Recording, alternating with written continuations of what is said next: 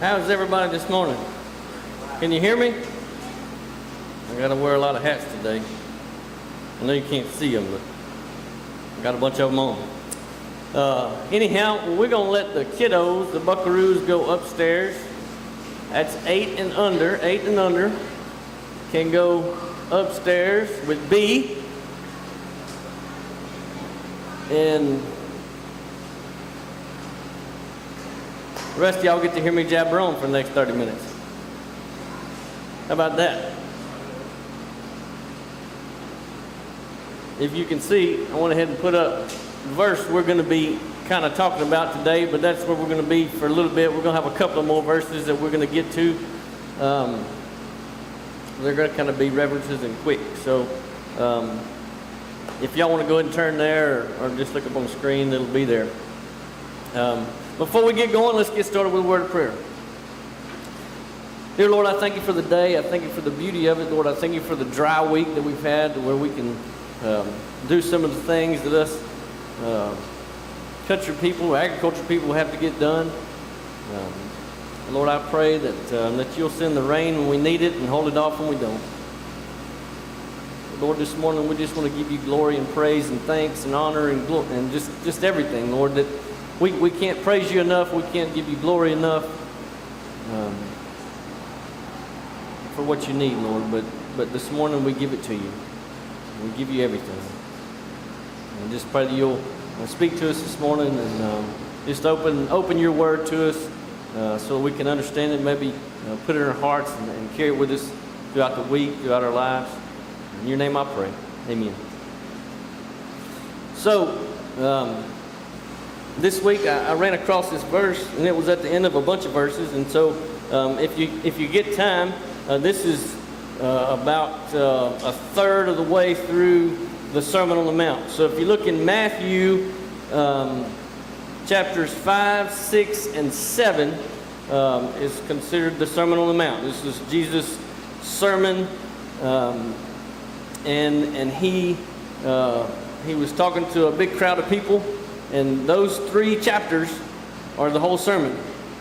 And I don't know that I can preach quite like Jesus did. In fact, he was pretty awesome, perfect in every way. And so, but I'm going to take this one verse. It's the end of chapter 5, and I want to really dig into it.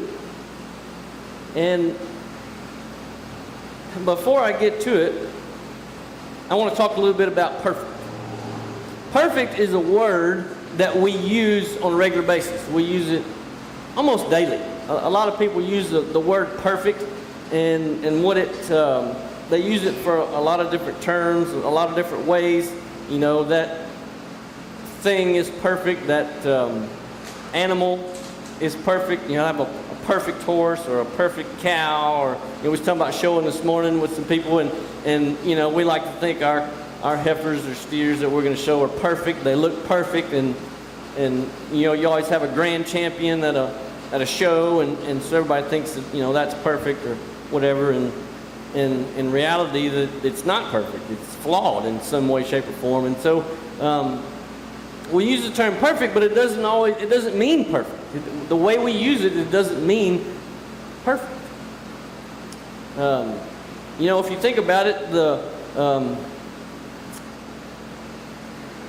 if you look at a motor or a bearing or something of that shape, it has a very tight tolerance.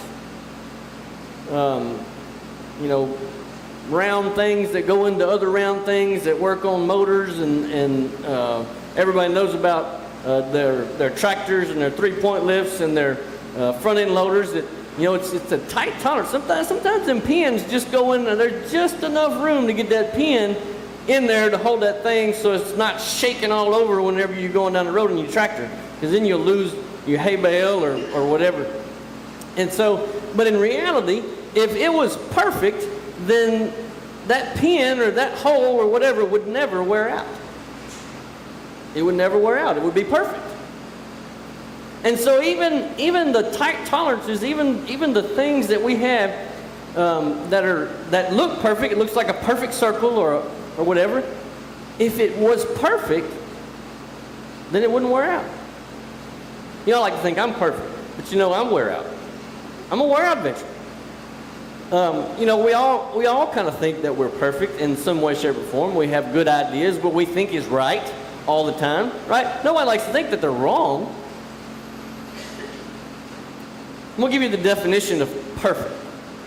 Are you ready? I don't think you're ready. Are you ready? Perfect. Free from any flaw or defect in condition or quality. Faultless. Let that sink in a minute. Free from any flaw or defect in condition or quality. Faultless. There's no fault. It is perfect in every way.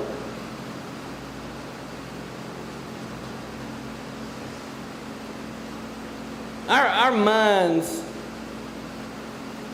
we have a thought. We have an idea of what we think is perfect. And in that thought, we like to think our family's perfect, or part of it anyway. Maybe it's just us that we think is perfect. But, you know, some part of our family we think is perfect. We have the perfect family. We have the perfect place. We have the perfect setup for what we do. But it's our thought. Somebody else came along and looked at your place, they would think, man, I wouldn't do it like that. That's not right.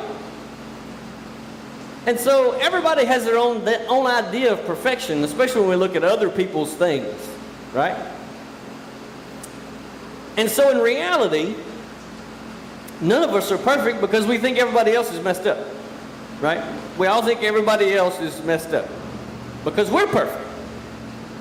And everybody else thinks that about us. So in which case, we're all flawed. We're all messed up. But when we think of perfection, what do we have to reference it to? Everything has to have a standard. If you're talking about perfection, then you have to have a standard. You have to have a reference point to say, this is perfect because it meets all these guidelines. There's no flaw, there's no fault, there's no nothing. It's perfect. But you got to have a standard. And so what's the standard? What do we have as a standard for us or for things that we deal with? What standard do we hold ourselves to? Well, obviously on the screen. The truth is that everything has a flaw in it. Everything in this world has a flaw in it.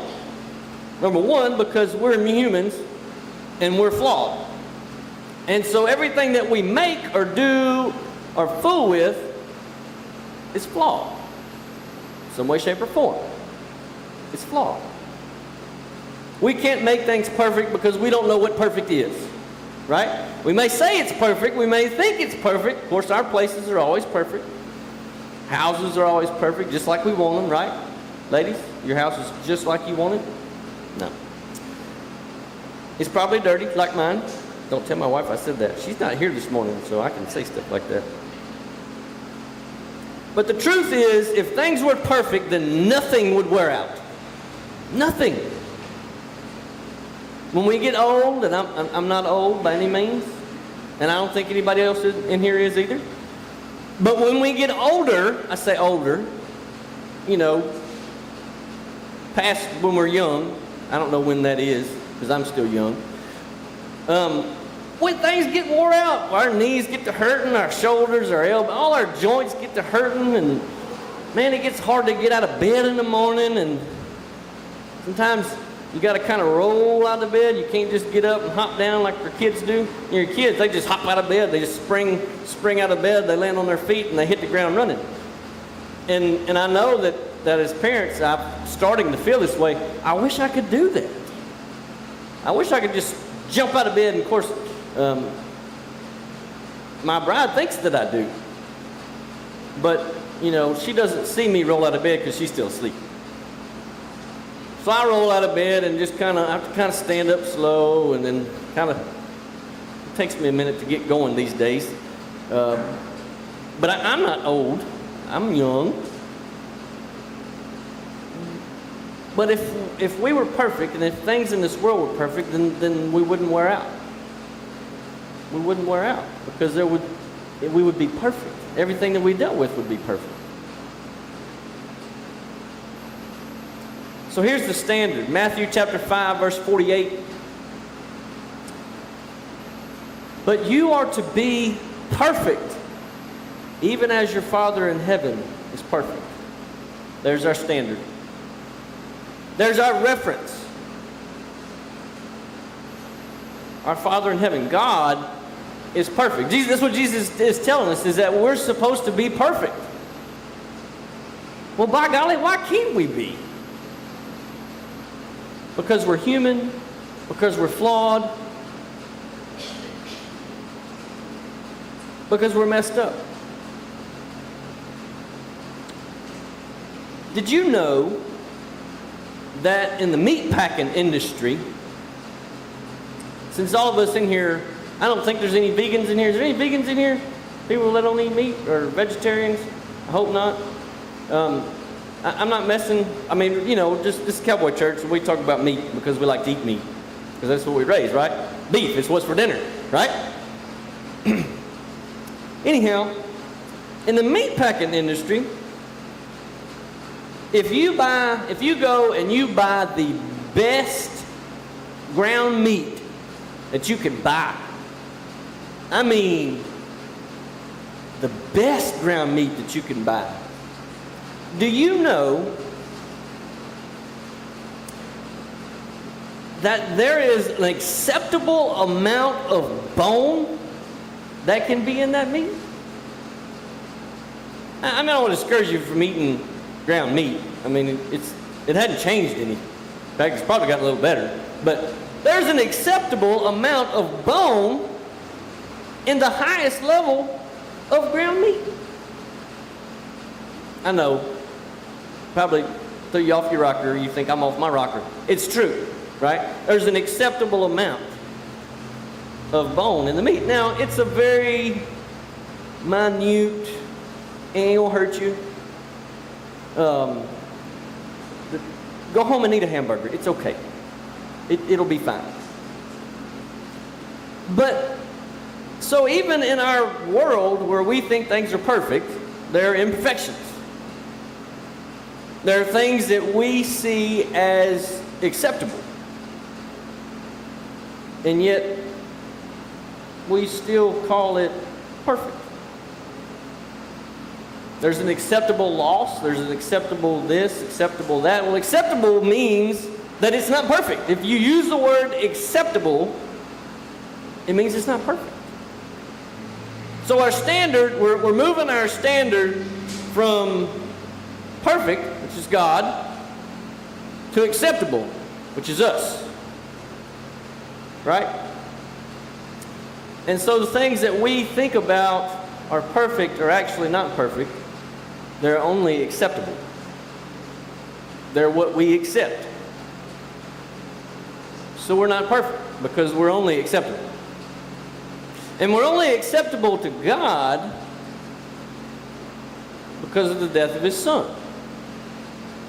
The death of His Son made us righteous, made us right in front of Him. Otherwise, we would not be acceptable. We would not be righteous. We would not be perfect in His eyes.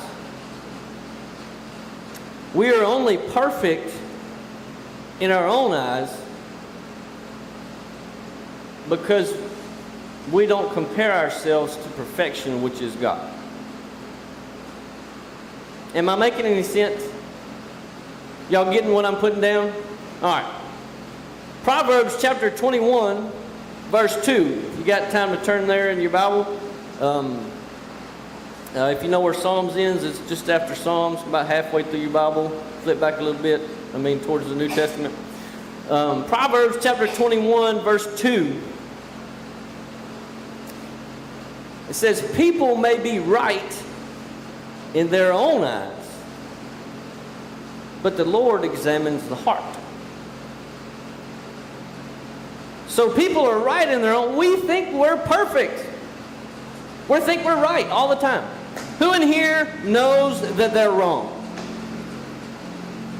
Okay, a couple of you. The rest of you are lying. We are wrong. I'm wrong. I get messed up. That's my wife. She'll tell you. 90% of the time, I'm wrong. It's more like 99% of the time. Anyway, I'm wrong in her eyes, she's wrong in mine. It's a back and forth. We all think that we're right. We all think that we're perfect. We don't have any flaws. Are you serious? Flaws? Me? No. We're all perfect. And so we expect other people to meet our standard that we think is perfect. That's why we're all screwed up. We want everybody to be just like us. Because we're perfect, right? When in reality, we are nowhere near perfect. We are just as flawed as everybody else because none of us meet the perfection that is God. However, Jesus calls us to be perfect like God. But he knows that we can't. He knows that we can't be perfect because we're messed up people. And notice I say we, as in me. All right? We are messed up people. However, he calls us to be perfect like God because that's what we should be striving for every day. How many in here, and you don't have to raise your hand, how many in here strive for perfection every single day? All day long? I don't. I'm going to tell you. Perfection is tough. It's hard work. It's difficult. It's something that's impossible, so why even try? Right? That's how we think as humans. No offense to anybody, but it's because we're dumb. We don't want to try for something that we know is unattainable. Right? We know it's unattainable, and so we don't even try. I mean, why try? There's things that I wish that I could do that I know that I can't, like electrical work or plumbing. We've already talked about this. I'm not a plumber and I'm not an electrician. And so I don't even try. Because I know that I will mess it up bad. Right? Instead of having a leaky faucet, the whole house is going to be flooded. Right? It's a bad deal. I don't even try it because it's impossible for me. Same with electricity. I'm going to blow something up if I fool with it. Now, I can kind of mess around with trailer stuff because I've done it a bunch out of necessity, right? But when it comes to the high-powered stuff, not me. It's impossible, and so I don't even try.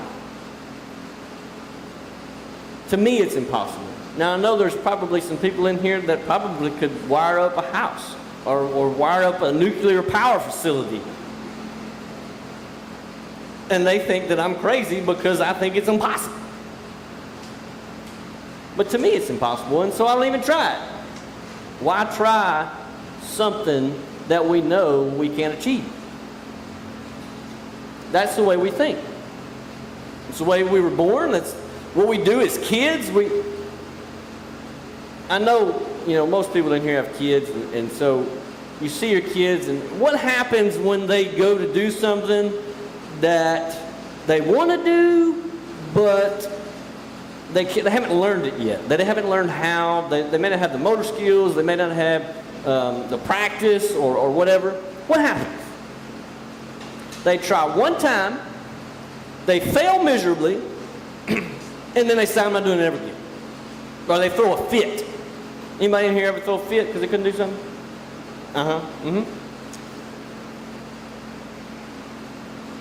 And it's what we do as humans. You don't have to train kids to do that.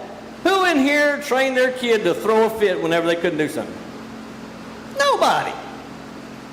You don't train them that way. They're perfectly capable of throwing a fit themselves without you even being around. Very much so. And so it is in our nature that when we fail or we can't do something, we just quit. What the heck? Why do we even need to do that? Go back to Matthew, the same verse we were at. It's still up here, so you don't have to flip back. But you are to be perfect even as your Father in heaven is perfect. We train our kids to be better citizens, so they'll be good people when they grow up. That's how we train them. That's what we want as parents. This is what Jesus and God wants for us as His children. We are His children, and this is what He wants. He wants us to be perfect. And since we can't be perfect because it's totally impossible, He desires that we try every day for perfection. Because what happens when you keep trying? When you start doing something new, maybe you decided you wanted to learn how to rope, or you wanted to learn how to bale race, or you wanted to learn how to cut, or you wanted to learn how to do plumbing, or electrical work, or welding, or whatever. What happens when you keep at it? You keep at it, and you practice, and you try again, and you fail, and you try again, and you try again, and you try again. What happens? You get better. In fact, you get better and better and better every time you try, until eventually, in our minds, of course, we get to be where we're perfect at it, right? We get to be perfect at it, or much better at it. And so trying and trying and trying gets us closer and closer and closer to perfection. We can't ever reach perfection, but we can get closer and closer and closer to it. It's the same way in our lives, and this is what Jesus is talking about. We should be striving for perfection every day. And so if we're striving for perfection every day, to be perfect like God, then we're going to be closer and closer and closer and closer. We're going to know what He says about every little thing, because we're going to read our Bible and we're going to know what it says, and we're going to put it in our heart and we're going to remember it. And so we're going to know when we come into situations along life. Who in here has never been, you don't have to raise your hand again. I'm asking a lot of questions. I want you to think. Who in here has never been in a situation in their life? A situation, you know what I'm talking about, a wreck, a life wreck, where you're just in a bind. I know nobody in here has ever done that. I've never done that. I've never been in a wreck. It's bull honky. I get in wrecks all the time. It's bad. Be in my family, you'll see. My uncle told my wife before we got married and said, "I hope you're ready." And she looked at him and she said, "For what?" Because my uncle knows me pretty well. He said, "I hope you're ready for the ride, because you're going to have one for the rest of your life." And it's true. Things get crazy around my house. And I think I've trained my kids the same way.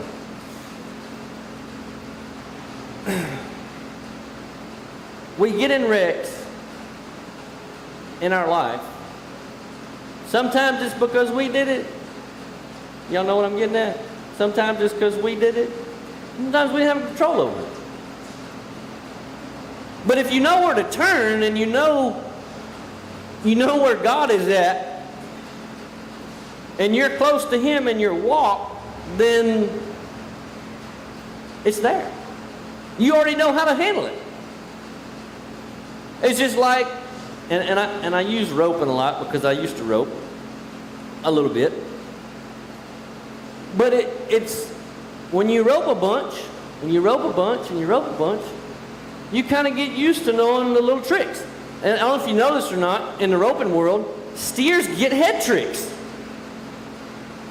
And they'll go down the pin, and just as soon as you get up on them, they'll do like this. And they'll stick that horn in the ground and run like that.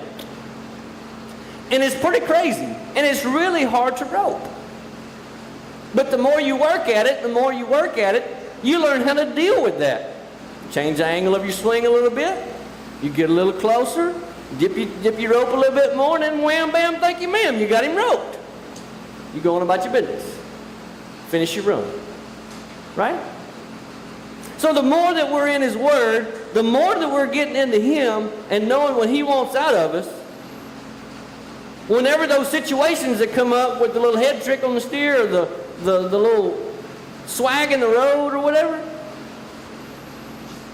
we already know how to handle it. You bear down a little bit more. You pray a little bit more. You ask His direction a little bit more. Wham, bam, thank you, ma'am. You made it through. No problem. It's all about not necessarily being perfect. We can't be perfect. But it's about working at it every day. It's about keeping on, keeping on. What happens whenever you get in a bind and you just shut down? You just say, that's it. Not doing anything. I'm going to sit here and wallow in my self-pity. I do that a lot. And it ain't right, because the only way, and I saw this on Facebook this week, you got to keep on keeping on. And I think I wrote the comment that it's just like mud riding. Anybody ever been mud riding in their life? I know there's some people in here that have, all right? You're not fooling me.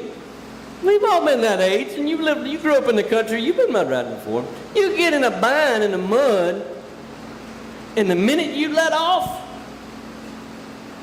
what happens? You are stuck like Chuck.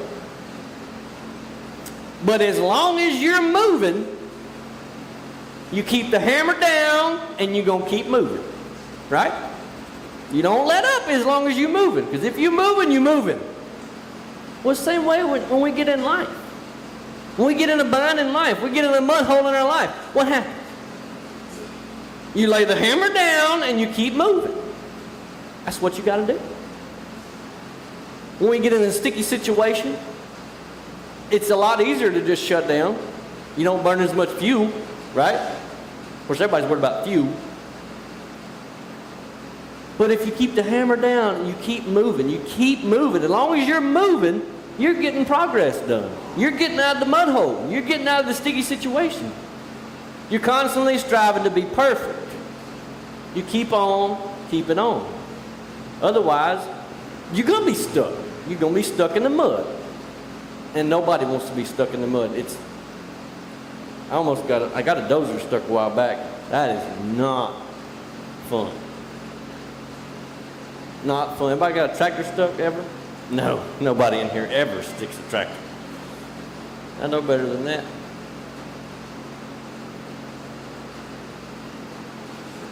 We think we're perfect, but God sees our motives.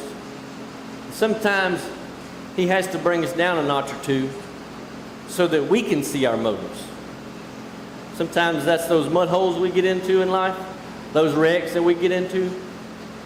Sometimes it's because we think we're right when really we're not. So we get in the mud hole, we figure out, okay, we're not right. And so we lay the hammer down and we get out of the mud hole. And we get to seeking Him on the high ground and what He wants us to do, what we need to be doing.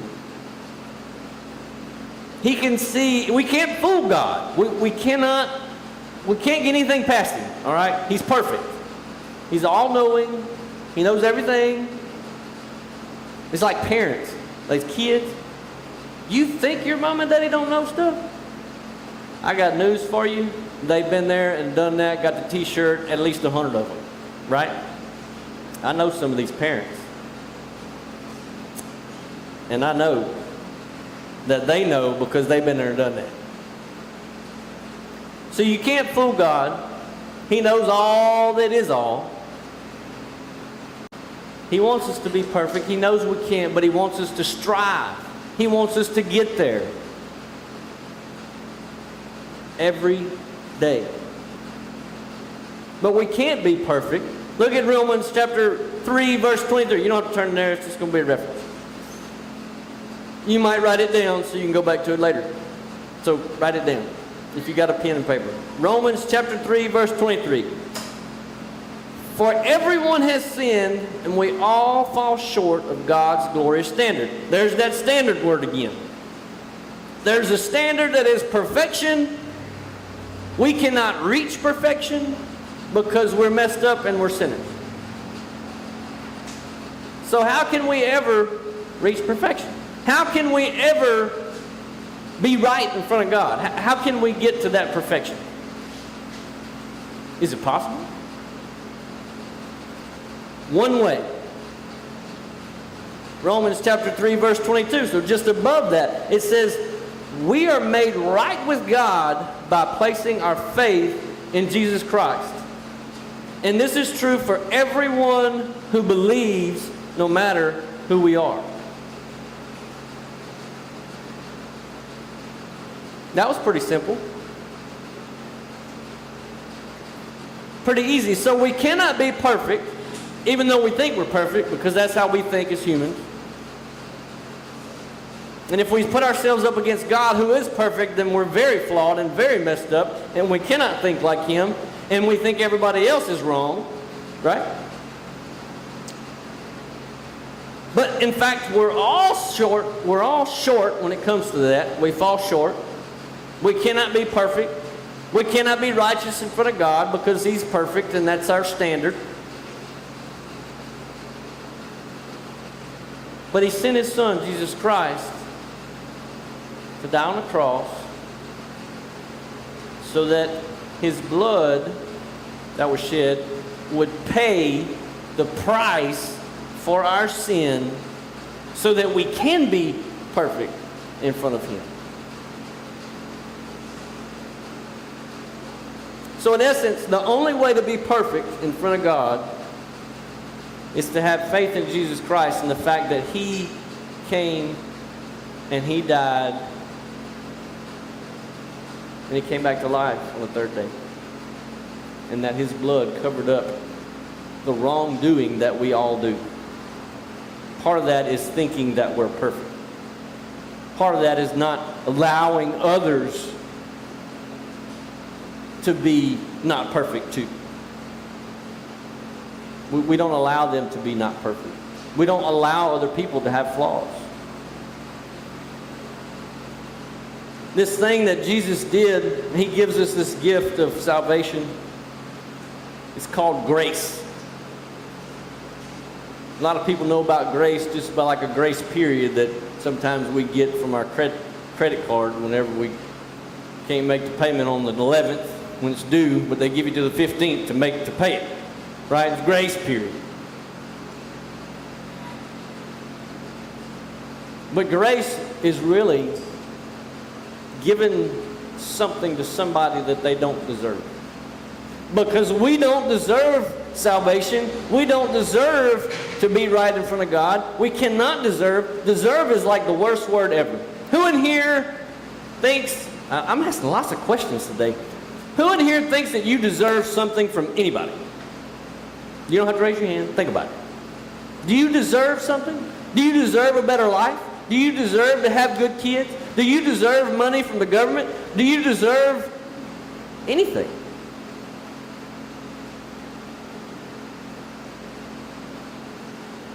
No, you don't. I saw this thing a while back, and it was a complete list of everything that you deserve. You know what was on it? Nothing. It was a blank sheet of paper.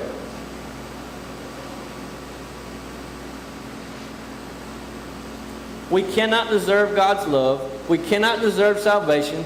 We cannot deserve anything. The only way we get it is because He gives us grace.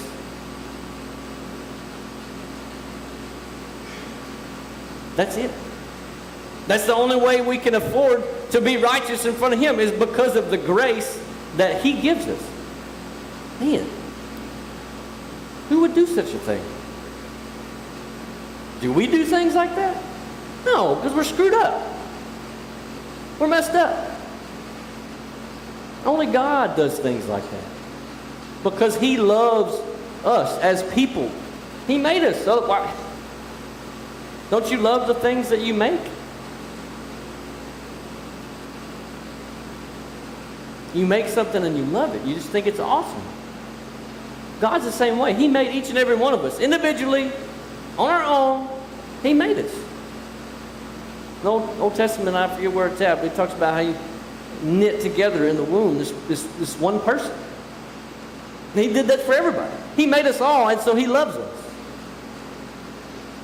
He wants us to be perfect in front of Him, and so He gives us the grace, but we have to accept it. Period. So, this week as you go on through your life, I want you to count. Take your little piece of paper, because it's going to be, you're not going to have enough fingers and toes, right? I know that's how y'all count. You're not going to have enough fingers and toes. Take your piece of paper, and I want you to count every time you use the word perfect. Write it down, what it was used for, how you used it. And at the end of the week, I want you to look back over that list of things that you thought were perfect. And I want you to think about the fact that they weren't perfect. And how many times that you thought you were perfect because you had the great idea, you had the right idea, because you were right. And whoever else was wrong. Think about what perfection really means, and then how you used it. I'm going to remind you and put this, if you forget when you leave here, because I know a lot of you will, when you leave out of here and you forget everything that I said, there's this thing called a dictionary, and you can go look this up. Perfect. Remember now, perfect.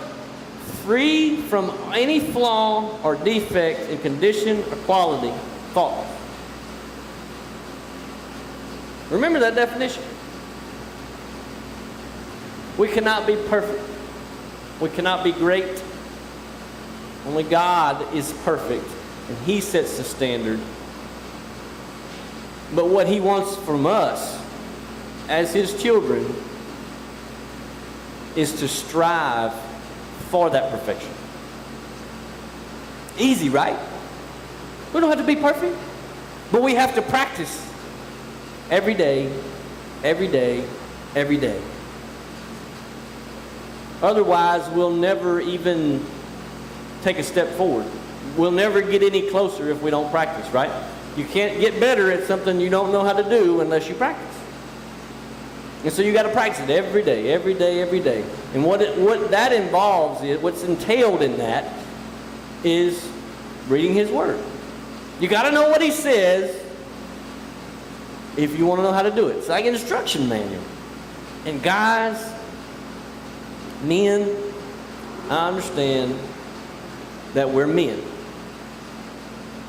And we're cowboys, or we're country people, or we're whatever. And we don't think we need instructions. But we do. Especially in life. This is the instruction manual for life. It's the instruction manual for Rex. It's the instruction manual for raising kids. It's the instruction manual for everything in life. Read it. You will be surprised how much you don't know. And you will also be surprised about what it says about how much God loves you. Not just the people that are Christians, not just the people that are great at what they do or that they don't have issues, but how much He loves every single person. And how much He wants to have a personal, real relationship with each one of you. Let that soak in this week. Let's pray. Dear Lord, I thank you for the day. Lord, I thank you for your word. I thank you for the standard that you set for us, even though we don't want sometimes to try the things that are impossible. And we know that perfection is impossible, Lord, but you asked us to strive for it. So, Lord, that's what we want to do. If we strive for perfection every day, then we'll get closer to you. We'll be closer to what you want us to be.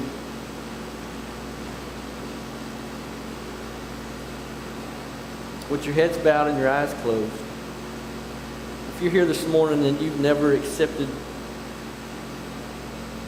the fact that you're messed up and the fact that you need Jesus and you need God in your life and He wants that personal relationship with you, you can do that this morning, but it's got to be real and it's got to be you.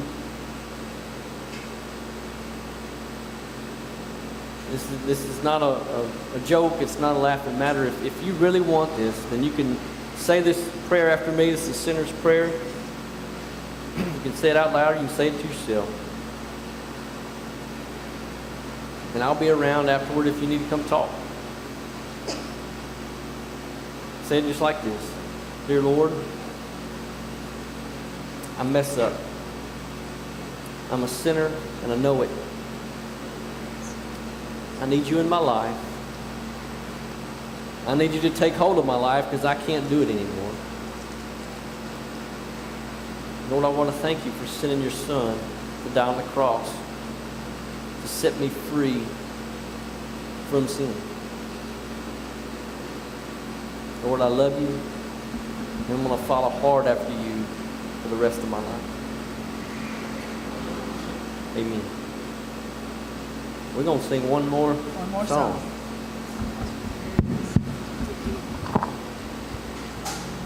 While we stand up, while we sing this, and blessed assurance.